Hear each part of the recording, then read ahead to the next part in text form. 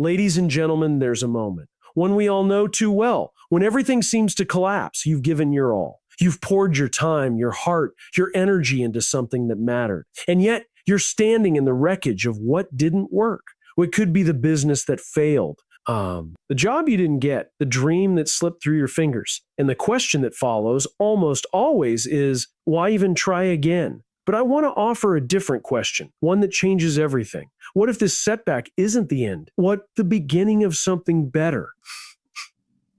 We grow up with a picture in our minds drawn by textbooks, polished biographies, and social media highlight reels that success is a straight line, a clean upward trajectory. Step 1, work hard. Step 2, stay focused. Step 3, arrive at the top. It's a comforting image, but it's not true. The real journey of success is anything but linear. It zigs, it zags, it doubles back, it stalls. Sometimes it feels like it crashes entirely. But if we're paying attention, we'll realize something powerful. Every twist, every turn, every so-called failure is doing something for us. It's teaching the container. It's shaping. It's guiding. What we often call a setback is actually a setup for something we couldn't yet see. Imagine you're climbing a mountain. You plan the straightest path up, but as you climb, you hit a wall of rock or loose gravel or sudden weather. You don't quit the climb. You don't turn around and go home. You shift your path. You adjust your route. And each time you do, you gain new perspective, new tools, new understanding. You're not moving backwards. You're learning to climb smarter. That's what setbacks really are. Part of the climb, not a detour from it. Take Thomas Edison. Over 1,000 attempts to invent the light bulb. 1,000. Most of us would have given up after 5, 10 maybe. But Edison saw things differently. When someone asked how it felt to fail that many times, he didn't flinch. He said, I didn't fail. I just found 1,000 ways that didn't work. He understood something most people never will. Failure is feedback. It's not a verdict. It's a whisper nudging you to try again, but smarter this time. We tend to romanticize success stories. We see the victory speech, the product launch, the bestseller list, and we think they must have had it all figured out. But the truth is, every success story is built on a pile of setbacks. The author with dozens of rejection letters. The entrepreneur with 3 bankrupt businesses before the breakthrough. The athlete who sat on the bench more than they played. The difference between them and everyone else isn't that they were lucky or born with something special. It's that they didn't walk away when things got messy. They reframed the mess. They said, this is teaching me something. I may not like it, but it's shaping me. And that's where real growth happens. Not in the victory, but in the valley. It happens when the plan falls apart and you're forced to think differently. When your confidence gets shaken, but you still decide to try. It happens when you choose to stay curious instead of defeated. Because in those moments, something incredible takes place. You stop defining yourself by what didn't work and start defining yourself by how you respond to what didn't work. The people who succeed in the long run are not the ones who had the smoothest ride. They're the ones who chose to see obstacles as information. They're the ones who adapted, who pivoted, who said, okay, that path didn't work. What can I learn from it? Where can I go next? They grow not in spite of the struggle, but because of it. Setbacks are not the opposite of success. They are an essential ingredient.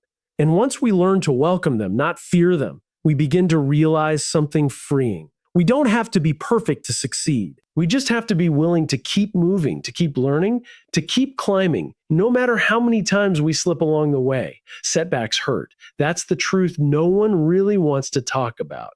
They sting, they disorient, and sometimes they leave us questioning everything we thought we knew about ourselves. We like to think we can power through them with logic, with strategy, with hustle. But the truth is, setbacks are emotional. And they cut deep because they touch the parts of us that are vulnerable. Our hopes, our identity, our sense of worth. It's okay to feel all of that. It's human to break down when something breaks, to feel lost when a door closes, to cry, to grieve, to sit in the quiet and wonder. Was all that effort for nothing? But here's what separates those who rise from those who stay down. The choice to not let the pain define the narrative. The decision to feel the pain, but not build a home in it. Emotional endurance isn't about suppressing how you feel. It's about honoring your emotions while still choosing movement. It's the strength to keep showing up when your confidence is cracked and your heart is heavy. It's not a motivational slogan. it's a muscle. One you build by getting back up one more time than you fell. Think of the story of Oprah Winfrey. Most people know her now as one of the most powerful and influential voices in media, but before the world applauded her, someone told her she wasn't good enough. She was fired from her first television job and told she was too emotional for news, too raw, too real. They didn't see those traits as strengths. They saw them as flaws. Imagine what it must have felt like to reach what you thought was the beginning of your dream, only to be told you don't belong. Many would have walked away. Many would have believed the voice that said Eka meant for this, but she didn't. She didn't suppress the pain, but she didn't let it paralyze her either. She let it shape her, fuel her, teach her. And she turned that rejection into a foundation for something no one else could see at the time. A platform built on vulnerability, authenticity, and emotional truth. What made her unfit in one environment became the exact thing that made her extraordinary in another. So this is what emotional endurance looks like in real life. It's not about pretending you're okay. It's not about pushing through with a fake smile. It's about sitting in the darkness long enough to understand what it's teaching you, but not letting that darkness convince you to stop walking. Resilience isn't built in the easy moments. It's not created when everything's working. It's born in those quiet, gut-wrenching places where you're not sure you have anything left. But you choose to take one more step anyway. That decision, that whisper of movement in the midst of chaos, is what transforms pain into purpose. It's easy to celebrate people when they succeed, but real admiration should go to the ones who show up when no one's clapping. The people who keep going when the light at the end of the tunnel is nowhere in sight, because those are the people who understand something deeper than success. They understand that falling down isn't the end of the story. How you respond to the fall is what defines you. So if you're in a tough place right now, don't rush to escape it. Don't pretend it doesn't hurt. Let yourself feel it, but don't let yourself stay stuck. Let the pain fuel you, shape you, make you braver. Your story doesn't end in this chapter. And this moment, this hard, uncomfortable, gut-wrenching moment may be the exact point where everything begins to shift. When everything around you is falling apart, when the plans unravel, the goals slip through your fingers, and even your confidence begins to fade. It's not motivation that saves you. Motivation is fleeting. It comes and goes with the weather, with sleep, with mood. You can wake up driven one day and discouraged the next. So when life hits hard, and it will, motivation simply isn't enough. What keeps you going, what pulls you up off the floor when nothing else can, is meaning. It's the deep inner conviction that what you're doing matters, that it's not just about you. That your work, your vision, your effort, it's tethered to something bigger than applause, bigger than money, bigger than recognition. That's your why. When your why is clear, everything else starts to align, not because it gets easier, but because it gets worth it. Right? It's worth it. Obstacles lose their power to break you. Doubt loses its grip. You stop asking the wrong questions like, what if I fail? And start asking better ones rooted in purpose, like, what's at stake if I don't try? You stop fearing what you might lose and start focusing on what you're here to give. Think of Malala Yousafzai, a teenage girl in a region where simply going to school was seen as rebellion. She wasn't seeking fame. She wasn't chasing followers. She just wanted an education for herself and for other girls like her. That was her why. And then one day, someone tried to silence her with violence. A bullet to the head. Most of us would have retreated. Most of us would have said, that's enough. I tried and now it's too dangerous. But not her. She stood back up, louder, braver, stronger. Because her mission educating girls around the world was more important than her fear. Her why was bigger than her pain. That's the power of purpose. It doesn't make the danger disappear. It doesn't erase the fear. It simply gives you something stronger to stand on. Purpose grounds you. When the ground beneath you shakes, it becomes your anchor. It gives context to the chaos. It reminds you that the discomfort you're facing right now is temporary, but the impact you can make is lasting. Purpose doesn't just get you through the storms. It helps you grow through them. And here's the truth most people miss. Your why doesn't have to be world-changing to matter. You don't have to be a Nobel Peace Prize winner or a public figure. Your why might be the family you're trying to provide for, the people you want to inspire, the community you want to uplift. The art you feel called to create, whatever it is, it just has to be real. It has to come from within. Because when your reason is rooted in authenticity, it can carry you through moments that logic and willpower alone cannot. Purpose gives pain a place. It gives struggle a meaning. And when you're tired, when you're uncertain, when you're tempted to give up, you go back to it. You revisit that. Why, like a compass pointing north, it reminds you who you are, what you're fighting for, and why this journey matters, even when it's hard. Even when it's hard. So if you're lost right now, if everything feels heavy and unclear, don't just try to push through. Pause. Ask yourself, why did I start? Who am I doing this for? What would it mean if I stopped now? And let those answers, not your fear, guide your next step. Because purpose doesn't promise an easy road, but it does promise you won't be walking it in vain. We live in a world that rewards outcomes. Success is measured in numbers. How much you made, how many people follow you, how big your title is, how fast you got there. So we are constantly reminded to chase the finish line, to keep our eyes on the prize, to push harder and faster until we get what we want. But there's a quiet truth most people overlook. The people who actually make it, the ones who thrive, not just succeed, aren't obsessed with outcomes. They're in love with the process. They show up every day, not because it's glamorous, not because someone is clapping, but because they believe in the act of showing up. They believe in what the daily grind shapes inside of them, even when there's no immediate result to prove it's working. Because results will always be delayed, but effort, consistency, and passion, they're in your control right now, every single day. Take Kobe Bryant, one of the greatest basketball players to ever live. Not just because of what he did on the court, but because of what he did when no one was watching. His 4 a.m. workouts became the stuff of legend, not because someone was handing out trophies at sunrise, but because that's where his greatness was forged, not in the spotlight, but in the shadows. He didn't wake up at 4 a.m. for the outcome. He did it because he loved the process, the pain, the repetition, the quiet mastery of his craft. It wasn't about winning one game. It was about becoming someone who was always ready to win. That kind of mindset is rare because it's not fueled by applause or milestones. It's fueled by a deeper hunger, the hunger to grow, to improve, to build something within yourself that no scoreboard can measure. And here's where it gets real. Setbacks hurt most when we only care about the results. When we pour everything into a goal and it doesn't happen the way we planned, it feels like failure. All that effort was wasted. But if you're in it for the process, if you're committed to growth itself, every step matters. Even the steps that go backward, even the moments that feel like you're starting over. Because when you value the journey, you're never truly starting over. You're starting smarter, stronger, wiser.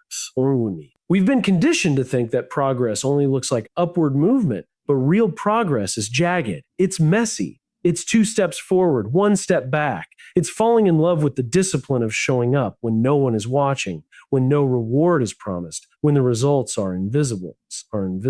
That's the space where character is built. That's where transformation happens. When you embrace the process, you learn to be proud of yourself, not just for what you've done, but for who you're becoming. You stop needing the external proof to believe you're on the right path. You begin to understand that winning isn't a moment, it's a mindset, a way of life. And here's the beautiful irony. The more you commit to the process, the more likely you are to achieve the outcome. Because you're not chasing success anymore, you're becoming the kind of person who attracts it. The kind of person who can handle it, sustain it, and use it for something greater than yourself. So don't just chase the result. Don't live for the finish line. Train your heart to love the repetition, the effort, the grind, because in the end, the process is the reward. That's where your resilience is built. That's where your identity is forged. And that's where your true success begins. When life knocks us down, and it will, there's a natural instinct to retreat, to isolate, to protect what's left of our pride by convincing ourselves that we can figure it out alone. But no one climbs out of a setback by themselves. No one rebuilds, recovers, or rises in a vacuum. We are not wired for isolation. We are wired for connection. We need people, not just when things are good, but especially when everything feels like it's falling apart. In our most vulnerable moments, what we need more than advice or strategy is presence. We need the kind of people who show up without being asked, who remind us of who we are when we've forgotten, who believe in us when we're struggling to believe in ourselves.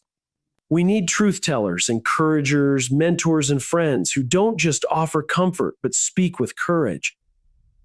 People who won't let us settle for staying broken, but who also won't rush us through the pain. Harvard ran one of the longest studies on human development, over 75 years, and the conclusion wasn't about IQ or status or even wealth. The strongest predictor of long-term happiness and success? Strong relationships. Think about that. Not how much money you make, not how smart you are, not how many goals you check off your list. Relationships, the people you let into your world, the ones you invest in, the ones who invest back. Because when life gets hard, it's not your reputation that lifts you up. It's the people who know your heart, the ones who've walked with you through the storms and remind you that this isn't the end, that your story isn't defined by a chapter of failure. Failure. That your worth isn't erased by your lowest moment. But here's the key. Who you surround yourself with matters just as much as that you surround yourself. Not everyone should have a seat at your table during a setback. Not every voice deserves a vote in your comeback. Ask yourself, who are you listening to? Are they building you up or tearing you down? Are they challenging you or simply feeding your fears? Are they calling you to rise or quietly hoping you stay stuck? The right people won't just hand you a ladder. They'll climb down into the pit with you. They'll sit with you in the dark and help you find the light. They won't always say what you want to hear, but they'll always say what you need to hear. That kind of support can't be bought. It's built over time through trust, through showing up for others when they fall, too. And maybe that's the most powerful part. We don't just need people, we become those people for someone else. Because when you've walked through the fire, you know what it feels like to be burned. You know how much it matters when someone reaches out a hand and says, I've been there. Let's walk through this together. Your scars become your service. Your story becomes someone else's strength. You don't have to have all the answers. You just need people who remind you you're not alone, who believe in your capacity to rise, even when you don't, who hold your vision when yours is blurry. The right community will challenge you, comfort you, and carry you until you can stand again. And when you do, you'll remember exactly who helped you up, because we were never meant to do this life alone. And the greatest victories often begin with a quiet voice beside us saying, you've got this. Let's take the next step together. Let me leave you with something simple but powerful. What if everything you're going through right now isn't the end, but the beginning? What if the very thing you think is breaking you is actually building you into someone stronger, wiser, more capable of handling the future that's coming your way? Because here's the truth. Every setback has the potential to become a setup for a comeback, for clarity, for transformation. But only if you choose to see it that way. It's not talent that separates those who rise from those who stay down. It's not luck. It's not about being in the right place at the right time. It's about how you respond when life hits hard. It's about the voice you choose to listen to in the silence. It's about whether you believe deep down that this is not where your story ends. When we experience failure, most of us default to shame. We internalize it. We begin to think we are the mistake, not that we made one. And so we retreat. We play small. We shrink our dreams thinking they were too big to begin with. What if that's not the truth? What if your failure isn't a verdict, but a lesson? What if it's not a wall, but a doorway?